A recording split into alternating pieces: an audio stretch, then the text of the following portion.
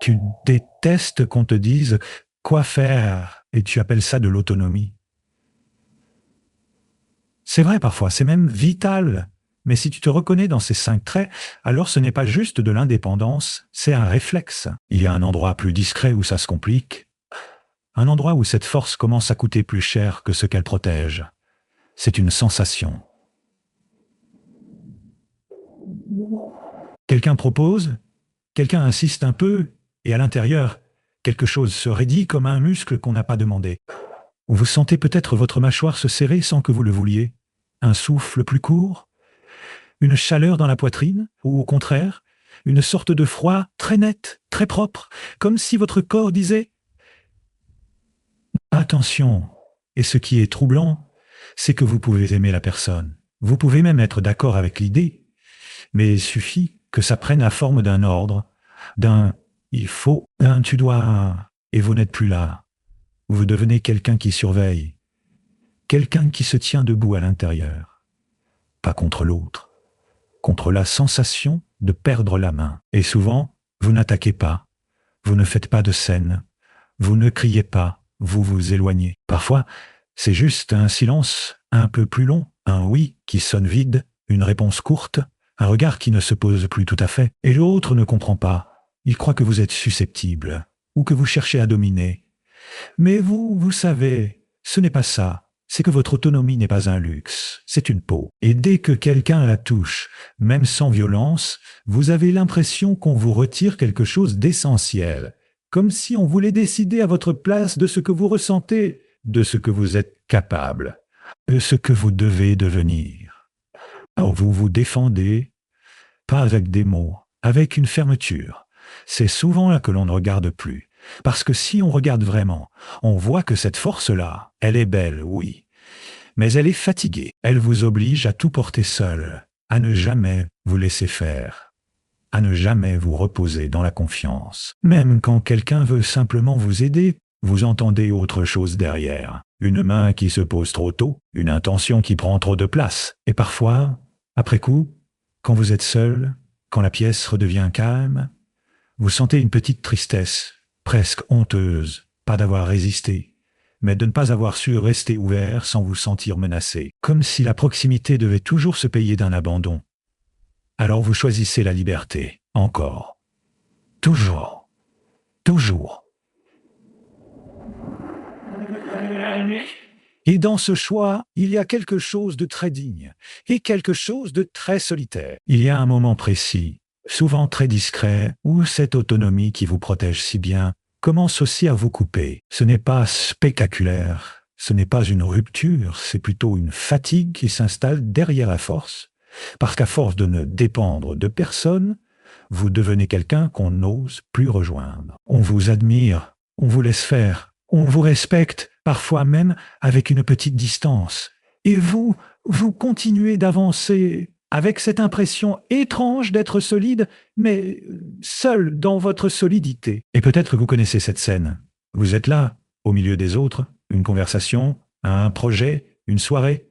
Tout semble normal, vous riez au bon moment, vous écoutez, vous répondez, mais à l'intérieur, vous êtes en train de vérifier, de sentir où sont les limites, de repérer ce qui pourrait vous enfermer, comme si vous aviez appris que le lien, tôt ou tard, essaie de prendre quelque chose. Alors vous gardez votre espace, vous gardez votre souffle, vous gardez votre décision, et dans ce mouvement, il y a parfois un petit chagrin silencieux, celui de ne pas pouvoir s'abandonner, même un peu, sans perdre quelque chose de vous. Et c'est là que l'on comprend un trait rare, presque invisible, parce que parfois, ce qui vous blesse le plus, ce n'est pas qu'on vous commande, c'est qu'on vous interprète.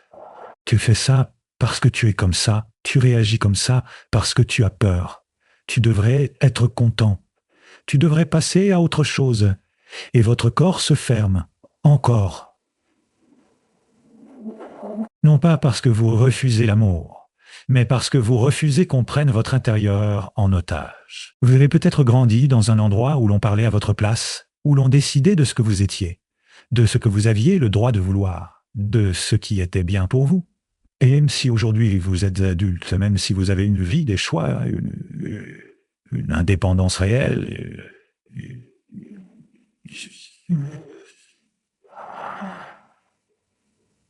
Et vous redevenez une seconde ce corps qui n'avait pas de voix. Et c'est à ce moment précis que tout se déplace, sans bruit.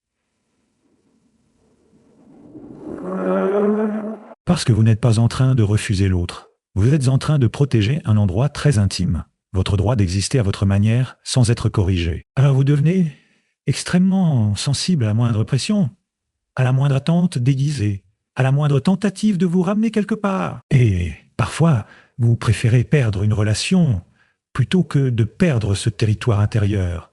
Ce n'est pas du froid, c'est une fidélité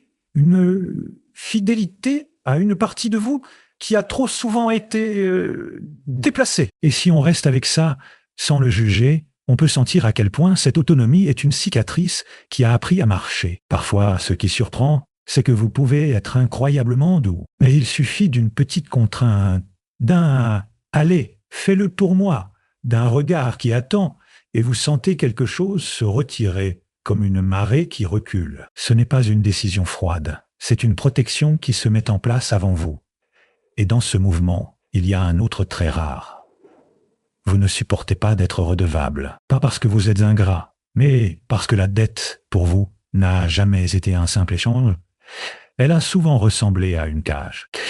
Quelqu'un vous aide, et aussitôt, votre corps calcule déjà le prix, pas en argent, en liberté. Vous dites merci, bien sûr, vous reconnaissez, vous êtes même touché. Mais à l'intérieur, quelque chose s'inquiète. Maintenant, est-ce qu'on va me demander quelque chose en retour? Parfois, ce n'est même pas l'autre qui demande. C'est vous qui anticipez, vous qui imaginez, vous qui vous sentez déjà tenu. Alors vous préférez faire seul, même si c'est plus lourd, même si ça prend plus de temps, même si vous vous épuisez, parce que faire seul, au moins, ne vous lie pas. Il y a des personnes qui adorent recevoir de l'aide. Ça les réchauffe, ça les repose. Et vous la recevez comme on reçoit une main trop proche du visage? Avec gratitude, oui, mais aussi avec un léger recul. Comme si l'intimité avait toujours une condition cachée. Et c'est là que votre autonomie devient quelque chose de presque sacré. Vous ne voulez pas être pris en charge. Vous ne voulez pas être géré. Vous ne voulez pas qu'on s'occupe de vous comme d'un objet fragile. Vous voulez être respecté dans votre mouvement. Et pourtant, il arrive un moment, quand vous êtes seul le soir, ou quand vous rentrez après avoir tenu toute la journée, où vous sentez ce poids dans les épaules, ce poids qu'on ne voit pas. Pas la vie qui est trop dure, c'est juste que vous n'avez pas appris à vous déposer quelque part. Alors votre force continue, elle fait le travail, elle répond, elle organise, elle coupe ce qui menace. Mais derrière elle, il y a parfois une partie de vous qui aurait aimé pouvoir dire une fois, sans se sentir diminué, j'ai besoin. Et ce mot-là, chez vous, ne sort pas facilement. Pas parce que vous ne le ressentez pas, parce qu'il ressemble trop à une perte de contrôle. Alors vous continuez à être autonome, et personne ne sait vraiment à quel point ça vous coûte. Et peut-être que le plus étrange, c'est ceci. Vous ne vous sentez pas forcément libre. Vous vous sentez en alerte, comme si l'autonomie n'était pas seulement un choix, mais une veille intérieure permanente. Une manière de rester debout, même quand personne ne vous attaque. Vous dites non très vite. Vous sentez les pièges très tôt. Vous repérez les attentes dans les silences, dans les sous-entendus, dans les petites phrases, et parfois, vous avez raison. Mais parfois, vous payez ce réflexe avec quelque chose de très précieux, la simplicité. La simplicité de se laisser porter un instant. La simplicité de ne pas tout surveiller. La simplicité de ne pas se préparer à se défendre. Parce qu'il y a un dernier trait, très rare, très discret, celui que presque personne ne voit. Vous avez une loyauté immense envers vous-même, une loyauté presque animale.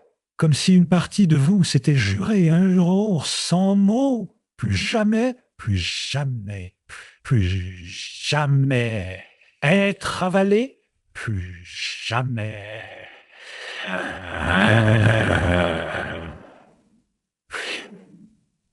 Plus. Alors vous construisez votre monde à votre manière. Vous choisissez vos gestes. Vous gardez votre rite. Vous protégez votre espace comme on protège une chambre intérieure où personne n'a le droit d'entrer sans douceur.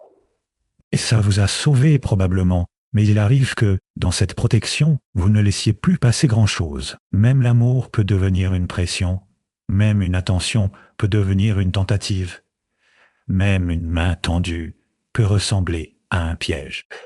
Et vous vous retrouvez là, parfois, avec cette force intacte et cette fatigue que vous ne nommez pas.